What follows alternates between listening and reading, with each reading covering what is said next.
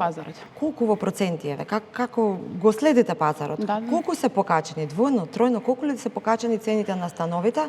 Има ли голема, каде има најголема поверувачка, како се движат, што најмногу се продава, по кои цени каде? Значи, ова што го кажува директорот на катастар, тоа се бројки кои што се реални, тоа е истото и од пазарот може да се потврди, меѓутоа, навистина се покачени цените.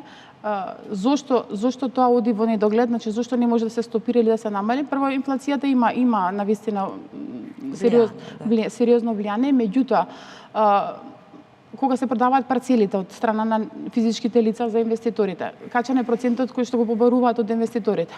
Значи, ова никој не им го регулира, никој не им сугерира колку треба он процент да побараат. Порано тој процент беше 23, 25, 28 до 30%. Сега се јавуваат и бараат 36, 40%, што е нереално. Значи, со која заработуваш кога ќе оди тој инвеститор, ако му даде 40% на тој што ја има парцелата. Значи, нерегулирање на прометот, значи законот за промет за недвижност не постои во Македонија, уште не е донесен.